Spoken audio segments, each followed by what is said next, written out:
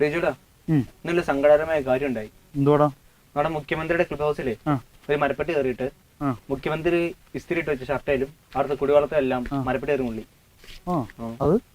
അതുകൊണ്ട് മുഖ്യമന്ത്രിയോട് ജീവിക്കാൻ പറ്റുന്നില്ല. പുള്ളിക്ക് ഭയങ്കര സങ്കടമാണ്. നീ പത്രത്തിൽ കഴിഞ്ഞ ദിവസം മലയോര ജനതയുടെ വിഷമം കേട്ടായിരുന്നു? എടാ, അവിടെ ആന ഇറങ്ങിയിട്ട് 3 പേരെ കഴിഞ്ഞ ആഴ്ച കുത്തിക്കൊന്നു. അതോടൊപ്പം തന്നെ അവരുടെ കൃഷി സ്ഥലങ്ങളിൽ മൊത്തം ഈ മൃഗങ്ങൾ ഇറങ്ങിയിട്ട് അവർക്കിപ്പോൾ അവരുടെ സ്വത്തിന് മാത്രമല്ല ജീവന് പോലും ഭീഷണിയായിട്ട് വീടിന്റെ പുറത്തിറങ്ങാൻ പറ്റാന്ന് പേടിച്ചിട്ടാണ് ഈ മലയോര കർഷകർ കഴിയുന്നത്. അതിന് നിനക്ക് വിഷമമൊന്നുമില്ലടാ? അത് വിഷമമൊക്കെ ഉണ്ട്.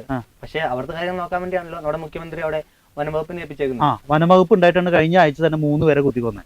ഈ കൃഷി മൊത്തം ഇപ്പോഴും നശിപ്പിച്ചുകൊണ്ടിരിക്കുന്നത്. അങ്ങനെയാണെങ്കിൽ നമുക്ക് പരിപാടി ചെയ്യാം. ഈ കാട്ടിലെ മൃഗങ്ങൾക്കൊന്നും നാട്ടിലിറങ്ങാൻ അനുവാദമില്ലല്ലോ. ഇല്ല, അതില്ല, അത് വരാൻ പാടില്ല. തന്നെ കിടക്കണ്ടല്ലേ? കാട്ടിലൊരു കോടതി നമുക്ക് രൂപീകരിച്ചാലോ? എന്നിട്ട് ഈ ആൾക്കാരെ കുത്തുന്ന ആനയൊക്കെ ഉണ്ടല്ലോ, അതുങ്ങളൊക്കെ പിടിച്ച് നമുക്ക് വിധി ചെയ്ത് തൂക്കിലേറ്റാം. അതായത് ആളെ കൊല്ലുന്ന കാട്ടാനെ വിചാരണ ചെയ്ത് കൊല്ലാന്നാണ് പറയണം.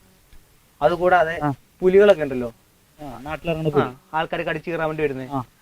ഈ ഇതിനൊക്കെ ലൈസൻസ് കൊടുക്കുന്നതാരാ? പുലി വന്നത് കടിച്ചു കയറാനല്ലോ, കൊല്ലാനാ. ലൈസൻസ് കൊടുക്കണമെന്ന് വെച്ചാൽ ഈ കാട്ടിലെ മൃഗങ്ങൾക്ക് വേണ്ടി ഇപ്പോൾ ഇവിടെ കേരളത്തിൽ ഒരു മന്ത്രി ഉണ്ട്. അപ്പൊ അങ്ങനെ സ്ഥിതിക്ക് ആ മന്ത്രി തന്നെ ആയിരിക്കും, അല്ലെങ്കിൽ വനംവകുപ്പാണ് ലൈസൻസ് കൊടുക്കണ്ടേ. പറഞ്ഞു. അങ്ങനെയാണെങ്കിൽ ലൈസൻസ് ഇല്ലാതെ ഇറങ്ങുന്ന പുലികളൊക്കെ ഉണ്ടല്ലോ. അപ്പൊ ഒരു പുലിക്ക് 50,000 രൂപ പിഴയും കൂടാതെ വധശിക്ഷയും കൊടുക്കാം. നാട്ടില് ലൈസൻസ് ഇല്ലാണ്ട് ഇറങ്ങുന്ന പുലിന്ന് ഒരു പുലിയുടെ 50,000 രൂപ പിഴ ഈടാക്കാം. അതാണ്ട് ജയിലിൽ അടച്ചേക്കാം. നല്ലൊരു കാര്യമാണ്. അങ്ങനെ ഞാൻ വേറൊരു കാര്യം പറയട്ടെ. എടാ, ഈ മരപ്പട്ടിയുടെ കേസിൽ ഞാൻ ഒരു ബുദ്ധി പറയാം. ഈ മരപ്പട്ടീനെ നോക്കാനായിട്ടേ, അല്ലെങ്കിൽ മരപ്പട്ടിക്ക് വേണ്ടി ഒരു വകുപ്പ് അങ്ങോട്ട് ഉണ്ടാക്കാം. ഒരു മന്ത്രിനെ അങ്ങോട്ട് നിയമിക്കാം, മരപ്പട്ടി വകുപ്പ് എന്നൊക്കെ പറഞ്ഞിട്ട്. എന്നിട്ട് നമ്മുടെ ക്ലിഫ് ഹൗസിലെ ഈ മുഖ്യമന്ത്രിയുടെ അവിടെ വന്ന മരപ്പട്ടി ഉണ്ടല്ലോ, ആ കാര്യം നോക്കാൻ ഈ മന്ത്രിനെ അങ്ങോട്ട് ഏൽപ്പിക്കാം. അതാവുമ്പോ മരപ്പട്ടിയുടെ കാര്യത്തിലും മുഖ്യമന്ത്രിയുടെ കാര്യത്തിലും തീരുമാനം ആയിക്കോളും. എങ്ങനെയുണ്ട്? അത് നല്ല തീരുമാനം. അപ്പൊ ഒരു പ്രശ്നമുണ്ട്. നേരത്തെ പറഞ്ഞ കർഷകരുടെ കാര്യമില്ലേ? കർഷകരുടെ കാര്യത്തിൽ വേറൊരു കാര്യം ഞാൻ പറയട്ടെ. ഈ കാട്ടിൽ നിന്ന് നാട്ടി വന്ന ആനയുള്ള ആൾക്കാരെ കൊല്ലണേ, അതിനെ പിടിച്ചിട്ട് ഉൾക്കാട്ടി കൊണ്ട് വിടൂലോ, കോളറൊക്കെ പിടിപ്പിച്ചിട്ട്. പകരം നമ്മൾ എന്ത് ചെയ്യുമെന്ന് അറിയോ?